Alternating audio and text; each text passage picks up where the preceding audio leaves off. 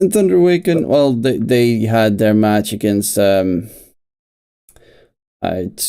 drawing a blank. Very weird team name. Toxic Boys. Oh yeah, Toxic Boys SKR. They made very quick work of them.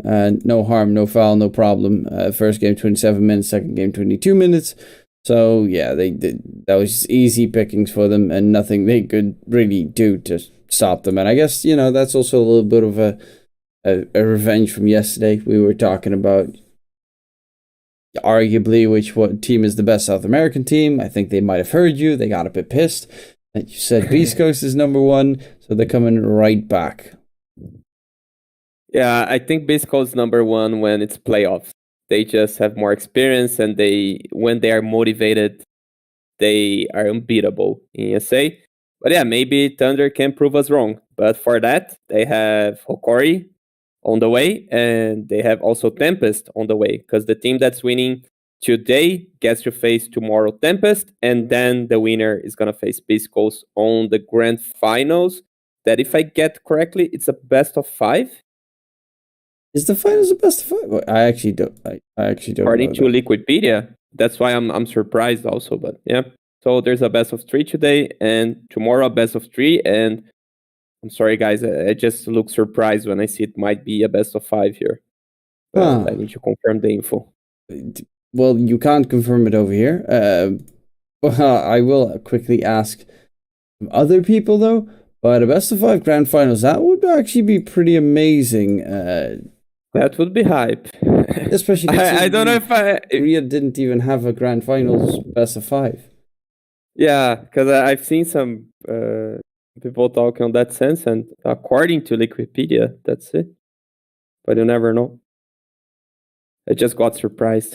Sorry for changing the focus on if it's a best of 3 or best of 5. Oh, it is actually, well, according to the documents that they gave us, it is actually a best of 5. Oh, then it's hype. Okay. Yeah, best of 3 is also hype, but best of 5? Oh, I want to see Beast Coast playing a best of 5. Thing is, I'm a big Hokori fan, because I would say it would be great to see Thunder and Beast Coast on a best of 5, but, well, Hokori and Tempest, they do stand a big chance to be there also. How big do you think the chances are for either Hokori or Tempest to make it to that spot? I think this game something like 85-15, so 85% chance Thunder to make it. And then if you have Thunder against Tempest, I guess like Tempest has something like 20% chance. And if it's Hokori against Tempest, it's like 50-50. Yeah. Primarily Thunder Awaken have the biggest chance. I would agree with that. Like, it's very likely that's going to be the finals. Not gonna lie. Yeah, no, we ain't going to be lying out here. We are, a little bit rooting for the underdog, of course, but to be fair, a best of 5 grand finals between Thunder Awaken and Beast Coast, that's also kind of what everyone wants to see, to really show who is the best in the region, of course, right before the major. So yeah, definitely, hopefully gonna at least have an entertaining showdown. We will be heading into the draft. It is live, as you can see. The tiny first pick for Hokori. Probably a Theolacor pick. Yeah, but it's also a hero that Analog can play on the mid, so it's a flex. It covers a lot of things on the draft because you have a blink initiation, you do have some kind of burst, you have a flex into position 4 and mid lane. It's, in my opinion, one of the strongest heroes in the meta. Of course, they love to pair it with the Puck, which is banned, but they still have some other great options. Something like a Zeus, which is super strong, is open. They even have the Wyvern, which they've been playing really well, but that would be maybe a 2 support opening. That's the first option. Well, the one that makes more sense. Yeah, there's the Zeus pickup. Does sometimes tend to be a little bit scary against a Snapfire Ember. I remember a game of Infamous yesterday, where it was a Snapfire versus Zeus. That one ended in 13 minutes when Snapfire killed Zeus. So that one's still fresh on my mind. That is, of course, a different team and different series all together right now. Zeus in the mid-match against Ember is pretty nice, but you definitely do have to be very careful and on your tippy toes with two heroes that are arguably able to bring in a lot of damage in a very short amount of time. Yeah, but after teams have been showing they are flexing this Ember, you get things like this Kanka ban, because then they believe that they can still flex the Ember to position 4. I don't think they really care about hard carry Kanka, but that shows that they believe the Ember can be flexed there. No, actually, Lumiere is the one that plays hard carry Kanka. Then I have no idea. Does Pakas play safe lane Kanka? He already played, but it's not really his style. His style would be like TB, TA, TB, Duza every game. But it's already the South America safe lane is special. Yeah, yeah, but it's already not a good TB game, and so they go for the TA ban. They might go for the Duza ban, although Zeus is pretty decent against Duza, but Tiny, yeah, Tiny is also decent because you get the toss to kite the hero, but Duza, if it gets the right items, is just somehow unbeatable in SA Dota. 5 seconds. On Thunder, it's Pandamu, so you think 3 options, like forget all the heroes in Dota 2, there is Bane, there's Ogre, and there's Abaddon. So the question is, do they need to cover any hero? So they need the Abaddon. So far, don't look like. They are looking for some sort of team fight. So I'd say they go with the Ogre to frontline, to get some info, and to buff Pakas carry. That's what they usually do as Thunder. 5 seconds remain. Okay. Yeah, Ogre definitely feels like a pretty solid pick. Especially if you're playing against a position 4 Tiny, you can kind of bully him out of the lane. Of course, Zeus and Tiny can both flex to a reasonable degree. You can put the Zeus 4, 5, Tiny 4, mid. Some wild people still play it as an off laner or a safe laner, but most of the time you just lose at that stage of the game. Alchemist ban is probably a good one, because we've seen, I think it was Dark Mago that is holding the record this season, or in general, with the fastest radius timing. Yeah, and they can flex this hero, so it's a pretty good ban against Thunder. Pretty on point, because if they get this hero on 18, it can be troublesome. So Thunder, they should ban maybe one more Vitali hero. I don't know if they want to ban the Enigma or Visage. It really depends. Okay, Enigma. It depends on which safe laner they wanted, but Enigma does make a lot of sense. And now I think he's gonna go Bane, but I think he should go Ogre. That's my take here. He thinks he's gonna go Bane, but he should actually go Ogre. That is like you're already predicting that someone else is gonna make a mistake, according to your own calculations. That's an interesting move on your part. And Thunder Awaken, it's gonna be the Ogre. Oh, he does not fall for his own whims. Okay, so he's right. Yeah, there were too many ways to cancel the Bane. So I do like the Ogre. I'm just curious for which hero it sets up, because you don't want to play the TB, you don't want to play the Morph. You could argue for a Draw Ranger, but it's not really a Pakas hero. Maybe Nature's Prophet could be on the lane with this Ogre. It depends what Hokori picks. I must choose. Okay, Warlock.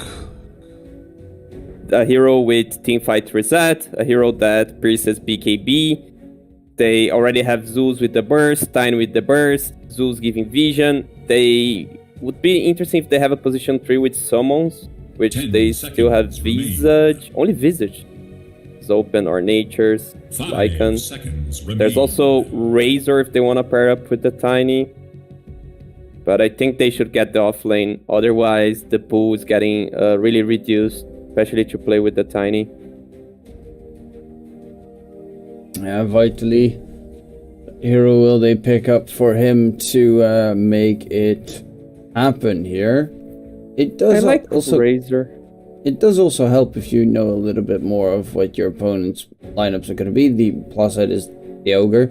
Obviously, as you said, the Razor is one. You're laning a Tiny, so some teams tend to go for the classic Viper. Toss someone into the Viper. Viper kills them. Still Viper sucks, but hey, that's a whole different story. Yeah, I don't like if I see Viper here. Radiant's turn to pick. Whoa. Okay, Lumiere Morph. Okay. I've seen pool was- Morphling lose a lot lately. Yeah. It makes for a good Draw Ranger game that I mentioned. It also makes for a good Nature's game. 10 But seconds. Nature carry, you don't like to build Dire's turn Orchid. to bat. Dark Mago, Bat Rider, Ember 4. That means very, very likely. So yeah, they were flexing the Ember. Then it's going to be the old classic Snapfire offlane Thunder Awaken, Ogre 5. 10 seconds remain. The Morphling Warlock is a pretty good lane. He is going to be able to 5 sustain it for seconds. pretty much the entire Radiant's turn time. to ban. Unless this is a Bat Rider offlane all of a sudden, then it could become a lot scarier on the Hokori side. But yeah, I'm really digging that Bat Rider pick. They do need to get a safe laner that actually, does something against the Morphling. This is a hero that is 10 not the easiest to seconds counter. remain. Do you believe Pakas could play a less 5 big seconds anti-mage remain. if they don't address that? Because they have Zeus and they have Morphling and Warlock, like... They don't have anything Yeah. against an anti-mage. It's not a bad anti-mage game. It's actually a pretty good anti-mage game. But then again, the best anti-mage game is still probably a very shitty anti-mage game, so... Yeah. I feel 10 they have a lot of points they need to address because they're lacking some kind of catch. 5 So if you're seconds playing remain. something also like a PL with illusions, you don't have enough for It it. is Radiant's ban. And you don't have enough for anti-mage. You need something like Pangolier Nah, sort of hero. I want to see SA play some Arc Warden. I've seen it more coming up in other regions. They're slowly getting used to it. SA does 10 not pick up the seconds Arc remain. Warden ever. Yeah, RDO is 5 moving to 4, seems like, so you're not gonna see it, probably. And FCR is not playing DPC. It's also a great player. But it's not a good Arc Warden, because Morphling can jump at you, Tiny can jump at you, so Thunder, they cannot go for it. It really depends on which position 3 Hokori shows, like, I feel they would be leaning towards something like a Visage, but Monkey King is open, so it sounds bad. And then if you go Viper, because Monkey King is open, then you're gonna definitely lose to anti-mage sort of hero, or PL sort of hero. So I feel like they need something reliable for possible illusions, since they picked the Morphling. They need the Pungo, Centaur... Underlord? Underlord, yeah, it's okay. But I guess if you pick Underlord, Thunder just picks draw, and then it's a free draw game. I don't know, this Morphling makes the draft really weird. I don't know. It would also be interesting to see a Drow. Another one of those heroes we barely get to see any fun of. Brewmaster banned out. That is a pretty good hero against certain illusion-based heroes out there. Which ones are still left? TP is still, for instance, available. Naga Siren. Some weird people might still run that hero. 10 seconds. Yeah. That's the thing, like, 5 the best seconds anti-carry you have remain. is Razor as a pick, but then they will pick illusions and you lose the game. It feels hard to be Hokori now. I really need to see the pick so they can change my mind and make me like this draft, because the Morphling really... Okay, Pango. That's the hero to deal with the possible units. Okay. I like it. That's the only hero, in my opinion, that could make this draft go in a nice direction. Thunder, what do they have? First thing you think of, Bloodseeker, banned. Then you think of Faceless Void, and it's not banned. And you have Snapfire, and you're playing against a Morphling Zeus. Woo! I would love a Faceless Void here. Okay, amazing as a bungle. Pretty solid choice. Does he want to play it though? His lane would be against a Pango plus Tiny probably. Pretty doable, and there's the Faceless Void. I mean, you know, you are pretty good at this predicting the draft kind of situation. I was trying to figure out if they could go for something, you know, more fun, like a Troll Warlord, but there's also a very big downside on playing Troll Warlord against Morph. Mainly, he kites you forever. But there's a big downside in playing Troll Warlord.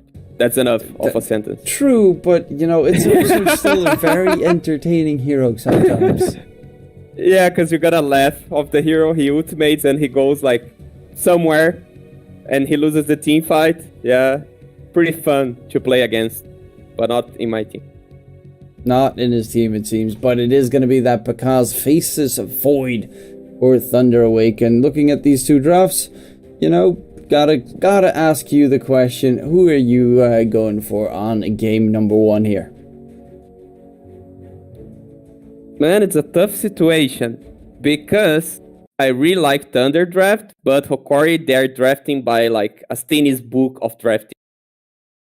Oh, well, you didn't like the Morphling, so the book of drafting is... Yeah, so I go with Thunder. That Morphling got me out. Yeah.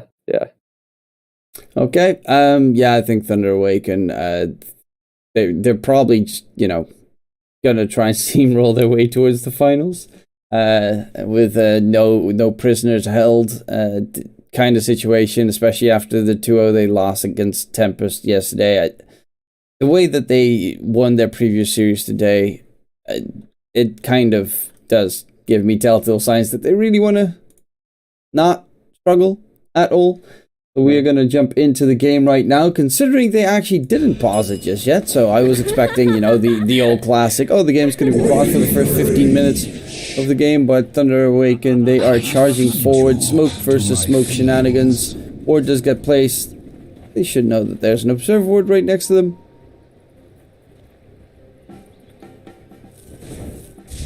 Not so sure.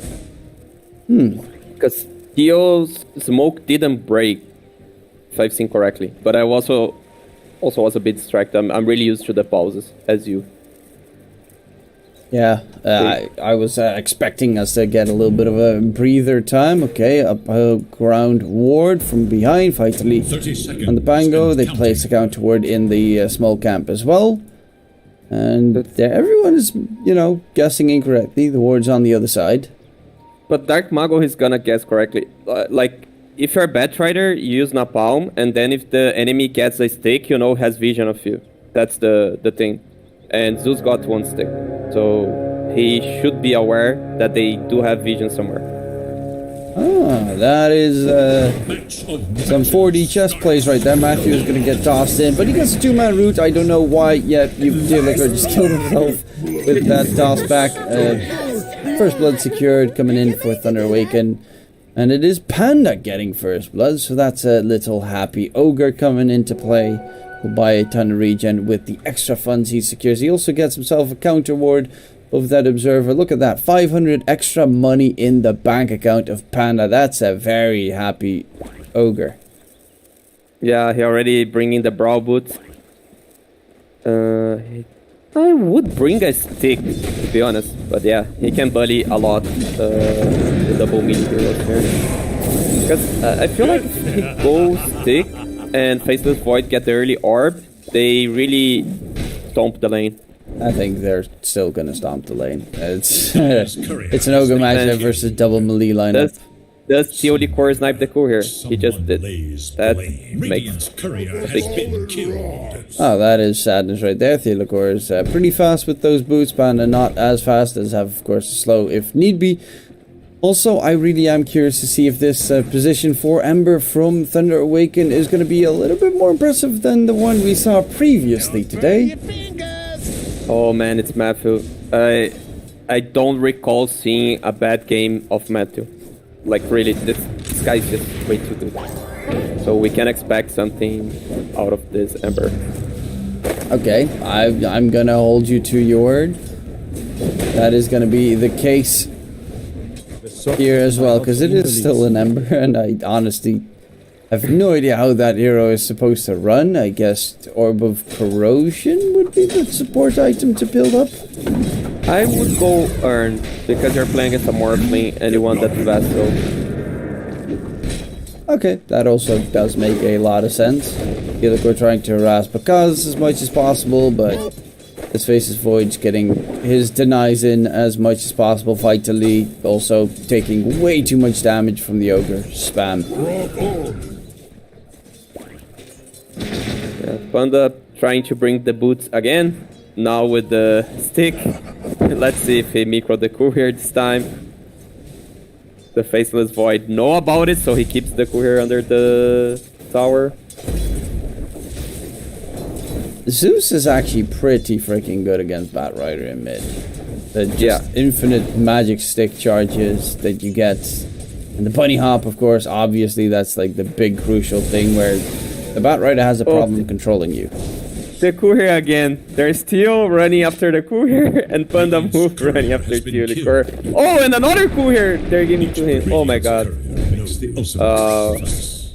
Theo is just going to be completely fine as well, because... Yep, there's the toss back. Okay. That is a little bit of BM right there coming into play. You can group two groups of creeps together so that the lane is going to get auto pushed, which is a big one for Vitally because he is really struggling in terms of assets. Yeah, it's not an easy lane for Pungo, especially because Pakasi knows really well the matchup, so he goes for the time dilation point. He didn't even skill time walk so far because he's not getting harassed. He went for the Orb of Venom that I mentioned, so they get everything they need to get a kill right now, and they will get it. Theolacor locked in, the kill to Pakaz, he does get it secured, finishes off his opponents. And Gardic top might, just die. He dies to Matthew. Coming in with that Ember. Does have his own brown boots ready. Lumiere doesn't really have much to fear in that lane either. There is a stun from the Snapfire, which is kind of annoying, but for the most part, now that you're level 3, attribute shift should keep you alive pretty much always. Theolacor TP's mid, does not refill the bottle though. Yeah, and he didn't also steal the rune from the Batrider, so not very effective TP. Vitaly having a rough time bottom. Yeah, it's currently because pretty much solo laning, so he's getting all that free solo XP as well. And that is a Faceless Void. We're 5 minutes in, and well, no, we're not even 5 minutes in. He's level 5. That's a very big Faceless Void at this stage in the game. The only thing I would change is that he's lacking raindrop. Like, come on, Zeus has been on the meta for so long. Just buy raindrop on side lane, so you don't like give free kills to Zeus. I feel like every hero should have raindrop by now. It was not. They're so expensive. Oh yeah, Warlock Shotgun Blast comes in. It's a little bit spooked there. They're not going to chase for more. There is the Theolacor rotation from behind. Nice avalanche toss in with the Zeus ulti on top. Unlock gets a kill. Sacred, can he get away? Theolacor, he's just going to get those body blocks going so that it goes to Lumiere. Sacred knows that that's going to happen, so he's just going to try and disengage as far away as possible. Take Lumiere for a spin. Duke his way through. Tiny waveform. Sacred's keeping him occupied for quite some time. The avalanche misses as well, juking his way all the way towards enemy lines. does have that cookie. They know exactly where he's headed. Going for the TP out. Does he get the TP away? And he does not. TP gets interrupted in the end, but Sacred is still not dead. So he is still going further, and finally does get spotted out. But this is a lot of time and effort spent to get that kill secured. A fitting bounty. But it's totally worth because he used the TP. So now he doesn't have TP to come back base. And you mentioned that raindrop is expensive. You know what's expensive? 2 free kills to the enemy team because you didn't buy the right item. That's expensive. No, that's not expensive because when you die, you also get a free TP scroll. So, ergo, value. Not if it's on cooldown. And the as refill Walk at of your Shame. base as well. So, Look at the Walk of Shame from Sacred. I mean, you should just not try to TP back. It's that simple. Dielakor Tiny in trouble. Does he get taken down? Gonna get slowly burned out. The toss forward though. And now he's gonna take Analog for a spin. Dielakor is gonna get taken down by Matthew. He does have a 2-man root. He does hit the 2-man root. Panda rotating through as well. Analog, Zeus healing up with that magic wand, so they will get a double kill in return. Dark Mago actually dies to the fatal bonds and they get 3 kills secured. So it got a little bit dicey there, and I thought that toss might have been absolutely disastrous. But you know, baited. Is under attack. I was ready to say that it was such a crazy toss, but it worked so well for Hokori. Very well played. They used really well the stakes against the Bat Rider. You should take care with those kind of baits. Yeah, that was a huge play coming in. 3 kills in that mid lane. Analog level 7.5 now. He's getting pretty accelerated in that position. He's got his mana boots going for the Kaya. Gonna be a lot of damage coming out from this Zeus. So yeah, where is that item? He's so coveted raindrops. Yeah, and has Arcane Room. Oh yeah, for good measure. His ulti is available, just hoping that there's going to be a freebie popping up somewhere on the map soon enough.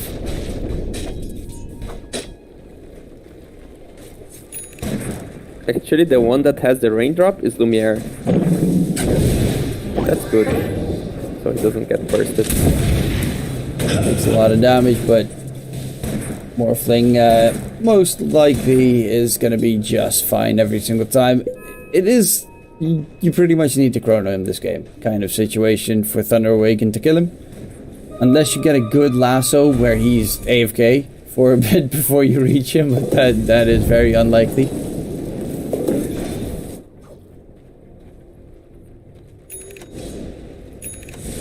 When you have the Snapfire Shard Dagger, it's quite dangerous for the Morphling, because then he's burstable. Yeah, but that is, you know, a lot further in the future. Snapfire just finished his boots, so he's getting closer, but about a solid 3.5k away. Analog is looking really good. Top net worth at the moment on the Zeus. His Kaya is very close to being done. The Mier is second in net worth. Fight to the slightly below, but he's pretty much tied with Sacred as well. They tried something, didn't work. Yeah, this hero Zeus is just too strong. Especially when Puck's banned. Like, he's gonna steal free farm on the lane, but Puck's pretty decent against Zeus in the game. But you can just first face the hero, and the hero still has an amazing game. Of course, you pray that your enemy doesn't buy raindrops. Mago. He has a lasso. He's gonna take him for a spin. Warlord Golem gets pump faked. Team by the way, is level 3. On the Tiny. He was part of those 3 kills in mid, but of course he died right before the experience was spread out. Just get the Tome of Knowledge. While in the meantime, Gardic is level 6 without the Tome. Yeah. Gardic had a really good game. He already has 4 assists. He was on the 5 kills of his team. He has the Golem, so they can, let's say, choose to kill a hero. I would choose Faceless Void for sure. And they need to free a lane for Teolikor to get XP. Not only XP, but farm this dagger. That dagger feels like it's going to be a very beneficial aspect of their lineup because they need the backline jumps. On the opposing side, their initiation is not really there. They go for a sacred. And they will get a kill on Theodore. I'm a little bit worried for Thunder Awaken's like initiation potential here. Nice Wall of Golem drop as well. A lot of damage. Zeus ulti comes out. And Gardic, well, he did his job, but with the rotations coming in, Pakaz is going to clean up that nice Warlock Golem. It is a nice looking skin though. To TP away from that bottom lane to continue up farming, and it does make sure that there's no continuation of the fight topside. And a 1-for-1 trade with Zeus Nimbus, Zeus Thunder God's Wrath, and the Warlock Golem being dropped. That's actually pretty worthwhile. Yeah, that's not worth at all for Hokori. Thunder, they just had a loss on the Ogre, so they swapped the Ogre for the Tiny. And I really feel like that's where Hokori, they kind of struggle to execute, even when they do have a great draft, is that they committed the Warlock Golem to try to get a pick off on a Snapfire. Instead of that, they should be doing this move on the bot lane, where the kill on Faceless Void would be way more meaningful, and they really need to open that bottom tower, so then Tulikor has a lane to farm his dagger. That's the lane that Tulikor wants for him, so that's where they should be focused at. Now they're getting the tower, somehow on a decision of Thunder to give away it, because they had the resources to defend. They had already the TP back on Faceless Void with Chrono. They have TP Mortimer with the Snapfire. So Thunder, they're pretty ready to fight. They just want to pick up the best fight as possible. Dark Mago with those bots needs to kind of start to make some plays with this team soon enough. Theodore spots out Matthew, but the root's going to come in return. Theodore is just going to burn in the meantime. And a nice kill added in for Dark Mago, who really wants to have that BKB so that he doesn't really have anything to fear in the team fight. Because that is kind of the downside of the Hokori lineup, BKB, and you're pretty much scot-free. Yeah, they do have the Golem, at least to control under the BKB, but that doesn't mean he's gonna die, for sure. It can be a kind of save for the lasso, so you stop that right there. Yeah, for that 1 second, and he'll be like, oh, okay. Okay. They want to go for a smoke on Hokori's side, which, again, I disagree. Like, I think Tulikor, he really needs to farm the dagger. I don't think he should be making plays right now. But you farm the dagger very effectively by killing enemy heroes. Not on this time of the game. They do have the dagger on Vitali. On that sense, it makes sense that they want to go for a kill, and it's a kill on Pakaz they're looking for. Panda move. Yeah, he breaks the smoke. Gets the rune. He's paying that bill. Really, really happy. Okay, aggressive with the Zeus ulti immediately afterwards. Pakaz jumping in, was considering probably going for the chrono play. Vitali is just gonna roll his way out of there. Big ultis again used on the Hokori side. Pretty lengthy cooldown timers as well. And Theodore, he's heading towards that top lane to farm up the blink. Is about halfway there, but probably is gonna die with Sacred and Pakaz being nearby. He's gonna be farmed. He wants to farm, he's gonna be farmed. That's not the lane where he can be. He needs to go bottom. Come on, or... Yeah, that's easy farm right there for Pakaz. Gets a freebie. Still waiting for that chrono usage this game. Maybe once you drop it onto the Zeus, I would assume. Yeah, but it's fine that he's saving it. It also can protect him in some situations. I'm really curious for what item Mathus going. Has 1k, so he's probably not going to earn, because otherwise he would have already bought it. Is he going for the drums, as did Sladin? Or like real Chad just gets Deso? We believe in you, Matthew. You already have that Blightstone.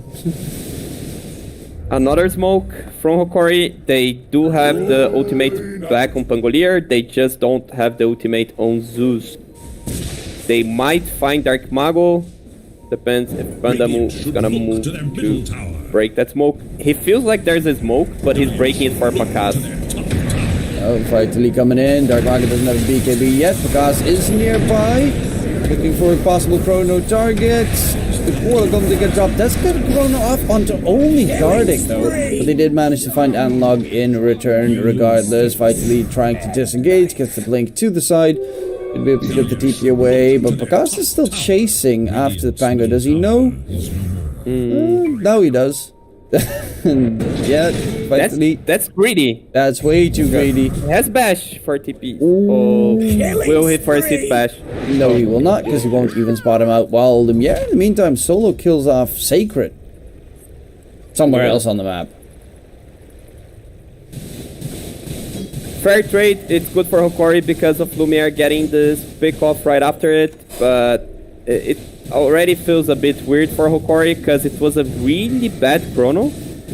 Because honestly, getting a Warlock that just used the ulti, that's almost like not hitting any target. And still, Pakas, he had no risk of dying on the team fight. Tiny, close to the deck.